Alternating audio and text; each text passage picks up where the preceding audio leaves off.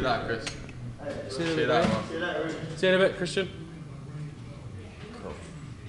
Okay, should be going. Like footballer today. Oh, I'm not a referee. That's such a fucking Will from in between us and a referee. You're just fucking violating me today, George. It's the trainers. I think they match the tracksuit. Mate, but you know what I mean. But the thing is, like if you wear a tracksuit it doesn't match it, I just look like an absolute prick. I've got to do it now. You're making me self-conscious, man. Mate, the first interview that I do with you in person, you're just fucking cooking me, George. Come on, come on, mate, come on. Right, he's going to say I've saved you on the camera from now on. Yeah, I'll start moving now. Do you know what I mean? It's character building. Mate, I've had enough character building outside. I don't need it anymore. Good job, I checked that. What are they? Spezials, mate. Mate, I'm going to buy a pair of fucking those Arnie trainers. The Arnie stuff. Oh, Arnie, yeah, I've got some of that. Mate, I need to buy a few bits of it. Turn up on Cleans, they're quite good. Cleans, I need to have a look. They're a bit like similar kind of style. They're quite cool. Nice. Glad I checked that. There we go. Right, if that goes blurry up. Cool. There we go. I think I'm in this shot. If not, do you want me to move over to a bit? I was going to say I'm going to double check that because otherwise it goes around the thing. No, it should be fine. Thing is, if it's clear on you. Yeah, that's all that matters. It doesn't need to be clear on me, if that makes sense. Cool. Right. There we go. Regan Slaymaker for International Boxing News. And I have the pleasure to be joined by, one of the best middleweights, if not prospects, if not wherever we're going. I'm rambling the intro, but George Liddard. Episode 5 of the journey so far, which, George, if you don't know, probably don't. But this is kind of the new part of the channel where we get prospects on board and kind of discuss the career so far. But my first question, mate, how are you? I'm very good, thank you. Good to see you. He messaged me on the way here yesterday about can I come down, do an interview. I was like, you ain't even got to ask me, Regan. You know what I mean? You're one of the first people that ever interviewed me as a pro. You're more than welcome anytime you're here. You ain't even got to ask me. Just say we're doing an interview. It's sweet. I've just got to be polite, George. You know what I mean? I always say this to people. I'm walking into someone's home when I walk into their boxing gym. I know I come here weekly. I see you guys, but I've always got to ask for permission as well. I never know how you guys are feeling heading in, but it's been a really good year for yourself, George. Mandatory challenger for the Southern Area Middleweight title. Yeah, made mandatory for that. I just need to keep winning, keep doing what I've been doing so far. I've been learning every fight. I feel like each fight I've took something from the last one I could do better and implemented that into the next fight. So, yeah, I'm learning a lot from Tony week in, week out. John as well now. I'm in the gym. I've taken more of a coaching role. Yeah, I feel in a great place. I work on every single part of my skill set. Like I said, I did a mindset stuff with Greg. I work on everything, and in that way, I feel like going from strength to strength. Definitely. We're talking about going from strength to strength. We were just saying, we've spoken about your George Davey win off camera, just chatting, but, that was one of the best performance. You're going from best performance to best performance. I don't sound like I'm kissing your ass too much, George, but, you could not miss with a backhand that night.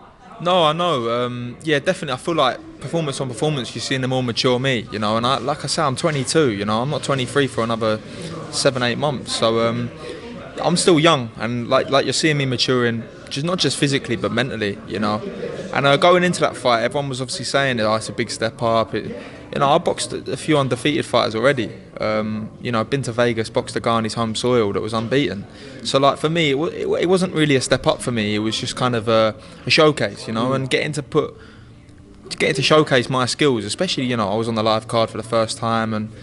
Yeah, we worked on some things in camp. Tony, obviously, so knowledgeable on the sport, so experienced. He sees some things that he thought I could exploit, and on fight night, I put the game plan, to practice, and it went really well, and just felt strong. Everything, I was really doubling down with everything. My nutrition, I was eating probably one of the cleanest. I just eat clean, and working with Greg as well on my mindset stuff, and John with my S&C, and I felt good, felt very good, and. Like I say, 22, we're getting there. We definitely are, mate. Obviously, I want to talk about Greg Meehan because I don't think he gets talked about enough in interviews. Breath work, kind of mindset, the things that Greg does. It kind of when you think about the boxing training, people just think you work hard, you train hard, you spar, it's all tough, you leave. But I mean, how important is the stuff that you do with Greg in terms of the whole kind of encompassing the whole of your training camp? I'm sure for there's probably a lot of fighters that is the case though. It literally is. It's just the boxing, you know, a bit of running, hopefully get a good night's sleep, the guesswork, you know. But for me, it's like I have to work on every part of my game, and I genuinely am dedicated to the sport. I dedicate my life to the sport. So, you know, having Greg, you know, help me with my mindset. He's not just my mindset though. You know, the breath work, the mindset, the sleep, little small parts of your game, but they have such a massive impact. You know, you don't realise until, you know what it was, I was working with him for a couple fights back to back, and I noticed the difference. And then there was one fight, I kind of didn't, I don't know, something went right with me, you know, in my head, going into the fight. And do you know which one that was, mate? I think the Kramer fight, so my 5th fight, and even the Vegas fight was when I wasn't actually talking to Greg as much then, and I realised, I was like, wow, I felt so different going into that fight than I had my other fights. I let things bother me that wouldn't normally bother me, and yeah, now just the last few fights I've been back working with Greg, and I've been really, really dedicated to it, sticking to it, you know, hitting, doing everything I need to be doing with it, and I've just seen a massive change, not just in you know, how I'm recovering from my sleep, you know, not just how I'm recovering, but the calmness, the stillness, and I feel like I'm just calm but ready to explode at any moment. And I think that's the best way to be as a fighter, you know, like even Bruce Lee said it himself, it's like, be like water, you know. I flow, and I go with the flow, and I'm very laid back, I'm very chill, but the minute I need to switch it on, I switch it on. It's like a switch in my head, and I switch it. You might see it in the changing rooms, people that have been in the changing room see it, and boom, I switch, and then I'm ready to take someone's head off. Do you know what I mean? And that's how you have to be. You can't get pent up with frustration and anger, and I'm sure that works for some people, but for me, stay calm. And then when I need to switch, I've learnt the master of it. I've mastered it with Greg, and then I've still got a lot to learn with Greg. But yeah, so he's definitely added a massive part to my game, and I've noticed it. Not just me that's noticed it. You know, my family have noticed it. People around me have noticed it. So yeah, it's definitely a big part. It definitely has, and it's kind of, it's interesting you say that, because I remember like the Kramer fight and the one in Vegas. They were the two fights. I thought you boxed well in the one in Vegas. I thought you boxed well in both of them. But those are the two fights that you basically said to me that you were most critical of your own performance. But then since then, you've gone on to fight S.A. Smith and George Davey, and you've given the two back-to-back best performances of your career. So it's clearly working for you. Yeah, definitely. So it was the first one I had back after that was when I first started proper getting bang on it, like doing the training with Greg. Was my 7th fight, which was the Irish guy, McCormack. Obviously, good KO, yeah. record. And yeah, that fight, you know, I think it lasted about a minute. I don't even know if it was quite that, but I knew, like, had him in the changing rooms with me, and I just felt different warming up for that fight. I felt like a different animal, you know, like I was so relaxed, but at the same time, it was like I knew exactly what I was going to do. And I went out there and caught him early because I was just relaxed, so relaxed. You know, and a lot of that goes down to my faith as well in God. You know, I trust that whatever happens, it's in His hands. So yeah, I went into that fight relaxed, like you say, knock him out really early. Then we went into the S.A. Smith fight very soon after, and yeah, like big guy. You know, I was in there with a super middleweight. There's no denying that he was a big guy, but again, relaxed and got the job done, stayed calm. I wouldn't. It was a good performance, but I always know what I'm capable of. Some people think I'm overcritical, but I know genuinely how good I am and how much talent I have. So, yeah, you could say I'm overcritical, but I know what I can do, and I think I showed that more in my last fight. You know, I went out there, relaxed, and got the job done, and was spiteful when I needed to be spiteful, and that was it, you know. So, yeah, definitely part on part, I'm getting fight on fight. I feel like I'm growing, maturing, developing. You definitely are, mate, as well. And I know it shows, but like you said about S.A. Smith, just won the Southern area as well, so that win has aged incredibly well as well. I do want to talk about your rounds with Sam Gilley. Obviously, we've spoken about the people you've mixed with, but obviously those I think 10 rounds you done with Sam the other week. I mean, it was really nice to watch that. I mean, I watched such a high level spar, but I mean, talk to me kind of. I mean, what's it like, Sam, just coming off a great win, defending the Commonwealth title? It must give you confidence knowing, obviously, mandatory for Southern Area, but you're not too far away. Tony was talking about Linus Adofia there. Yeah. Not too far away from those big names who have been in those big fights. Linus Adofia with Denzel Bentley more recently. No, definitely. You know, me and Sam we were sparring 2-3 times a week. You know, 8 to 10 rounds. He was very helpful in my preparation for my fight, as I'm sure I was his. We both have great rounds, and he always says, you know, I'm like the Terminator. So, you know, going into Louis Green fight, having me bloody sure and like, trying to give it to him, it was great preparation. Obviously, that fight never came off, but look at the performance he put up against McGann, and he looked good. So I'm sure. I'm not trying to take any credit for it, but you know, I think my sparring might have helped a little bit, as I'm sure his did mine. So yeah, no, we're great sparring partners for each other. Our gyms are literally about a stone throw away from each other too, so it makes it very handy. But yeah, like you say, I feel like I'm at that level now. You know, where I'm 22, no one wants to rush me, but I genuinely feel like I feel like a throwback fighter at times. I'll fight anyone. Genuinely, I'm excited for fights. I want these 50-50 fights. I want to go in there knowing that the guy's trained as hard to beat me as I have him. He won't have quite trained as hard as I have, do you know what I mean? Because Tony pushed me very hard, and I honestly have, like, I could not work any harder than I work. So, but I want to know that everything he's been training for that last 8 weeks to beat me, and that fires me up. That gets me going a bit. Do you know what I mean? Ready to fight. So, I'm excited. I'm excited for what fights are to come. I want to start winning some titles. You know, whether it's the next fight or the fight after, like it next. But you know, I'm sure my management team have a plan for me, and you're definitely going to see me in some big fights coming in the next 6 months, and I want that British title. Mate, what a title that is. I mean, who's got British title? I mean, it's Brad Pauls. I mean, I think it looks like him. He was ordered against Kieran Conway. Obviously, Kieran Conway has history with fighting Tony Sims fighters. I mean, mate, for that British title, let alone who's got it, what a beautiful title that is to hang up on your mantelpiece, mate. 100%. Whoever's got it at the time, I'm coming. I'm a big problem in the 160 division. I feel like people haven't really seen the talent I've got until this last fight, and you know, I'm glad I got to showcase that on a big stage on a matchroom card. And I look forward to going forward and putting on big performance, because I'm going to put on big statements when I'm in there with good fighters. You know, I like being in those fights where they're 50-50. You know, it's a tough test for him. He's good, but is he going to come out of this one? I like turning up for those ones, and they're where you're going to see the best of me. When the pressure's on, you're going to see the best of me. And I genuinely, like, I cannot tell you how much I cannot wait for them fights. Like, I know you know it. I know you know it. I'm a bit crazy, I think. I am a bit crazy. I just love to fight. I love to fight, and I'll fight anyone. And I look forward to having that British title wrapped around my waist. We look forward to seeing that as well. By the way, George, this is kind of a chance for, obviously I'm normally behind the camera, this is a chance for you to ask me any questions if you ever want to, but I like so get your thinking cap on for that one, mate. But I do have one question. I think it was just such a brief conversation we had. Like, it might have been when we first doing interviews together. But kind of, what first brought George Liddard into a boxing gym? What was that first step? Why did you first walk into that boxing gym? God, the first time I ever actually walked into a boxing gym was when I was I was only about 5 or 6, and I went to like a school fight, and they had like someone doing a bit of pads there. And I went and did a little bit, and they were like, "Carl, you're a bit of a natural." I'd never boxed before that. Maybe messed around with my dad in the living room, because my dad's always loved boxing. He kickboxed when he was younger, boxed when he was younger. Never professional, you know. He had kids at a young age, so he couldn't pursue it, but he had to go and obviously graft. But yeah, that was the first time I ever kind of was exposed to boxing.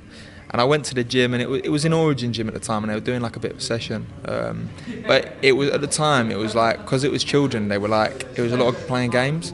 And for me, like, I loved punching, I loved doing it. And so I kind of gave up with that. I didn't really enjoy it too much. And I kind of did little bits with my dad here and there, but I was about 9, and we just moved from Hornchurch to Billericay. And maybe 10, 9, no, I think I was about 9. And one of my mates that I went to school with, Bailey Gibson, his name is. He might even watch this. So, shout out Bailey. Yeah, shout out Bailey.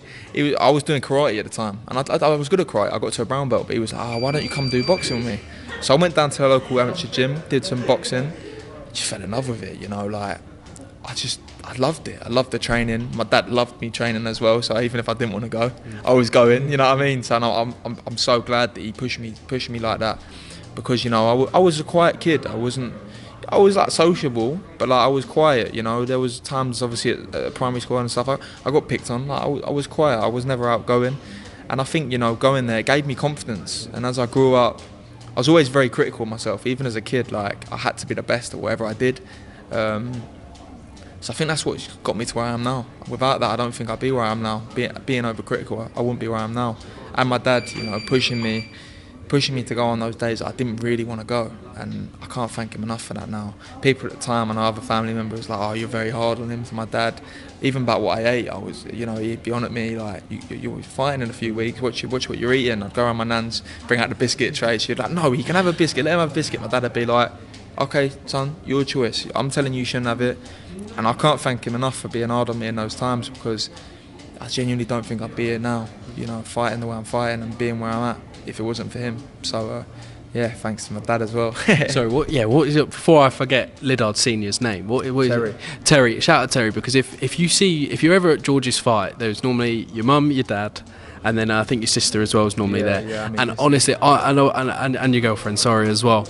But on the last one, obviously, where I've met your dad a few times and I've spoke to him at the top tier shows, I've tried to keep an eye on him. Honestly, when George dropped George Davey, and obviously it was in Sheffield, so not many people from Essex were there, it's fair to say. About 6 or 7 of us. Mate, but you could hear us. I'd look to my left, I see your family, and your dad nearly touched the ceiling at how high he jumped, mate. And it shout out to Terry and all of Team Liddard who come and follow you every single fight, because obviously it shows enough. I wish they had a camera on them, because you need to set up a GoPro or something, George. Because I've been told that a few times. I think it'd make great content, honestly. I could see when I first dropped him with the little slip backhand left hook, when they went down, you can actually see like some of my family and my missus in the front row, and you just see them like, yeah, it's like, if you hear my family, even my mum, like, they are crazy for this sport. Like, they love boxing, and they love.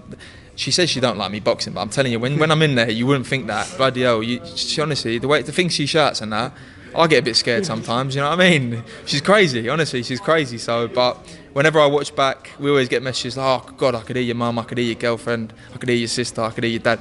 They're the loudest people in the arena a lot of the time. So I don't need a big bunch, I just need them by my side, and yeah, we'll make some noise. I always say, I like an away day. That was an away day for me, and that was in Sheffield. I was outnumbered, but I like it. I don't mind it. I don't mind being the away fighter, the underdog as such, the guy that's there to change the story. I liked it, and I think it pushed me on even more. At the same time, seeing them front row, it gives me another thing. I'm sure when I've got tough nights, I've got plenty of tough nights ahead of me. Those tough nights, seeing them front row is definitely going to push me through. It definitely is as well, and it's just because you didn't have that last jammy dodger at your nan's house when exactly. back. That's the only reason I'm here. Definitely, mate. I mean, George, I've kept you, I think, far longer than what I needed to, mate. But any questions for me? Any final words? I mean, before we end the interview, mate. That's a good one. What fight do you like for me next? What kind of names you find out there? God, I'm going to get in trouble with a few other fighters. That's a good one there, no, I wasn't expecting that. I really like the Linus Sado. Like, if I was like George Liddard fight next, I actually want the Paul Gordon fight for you next, because I feel like that's a championship weight. It's a title, and you're mandatory challenger for it. And I've always said to you on and off camera that you've deserved that fight. Yeah. And then I think because you've had that fight at championship weight, then go into the Linus Adofia fight, because you see some fighters they take that step to the title level too early. But I was speaking. Shout out to O'Hara Davies the other day. He was making the point that some fighters, they don't fight at that championship weight before they go into the titles. Yeah, I was lucky last fight. I weren't lucky. I found out on fight week there'd been a bit of an error with the weight, so I had to drop 2 extra pounds. So I was only half a pound off championship weight my last fight, which is good. So I know I can make it. Do you know what I mean? So and in Vegas, I nearly made championship weight. So yeah, I've been quite good with that thing. I don't think that'll be a problem. But yeah, I like what you're saying there. So I definitely. So to answer your question in a really short time without waffling. Paul Gordon or Southern Area title. He's vacated now, though. Is he? Okay, so I'm going. Anyone can get it for the Southern Area title, and then I think Linus Adofia in your next fight, because I think that is for where you both are in your career. Shout out to Linus because he's a really nice guy, but I think those are the perfect next 2 fights. I've even given you 2 fights, George, not even one. Exactly. He smashed the question. You know what I mean? I smashed it. Yeah, no, I like it. I like the. And yeah, listen, respect for those other guys, but at the end of the day, this is the sport, and whoever stands in my way, I have to get out of there. So, yeah, all respect to them, but when the time comes, we get the job done. Definitely do. No longer the Billericay Bomber, the Billericay Terminator is coming to get you. George Liddard, thank you very much for that, mate. Thank Cheers. You, thank you.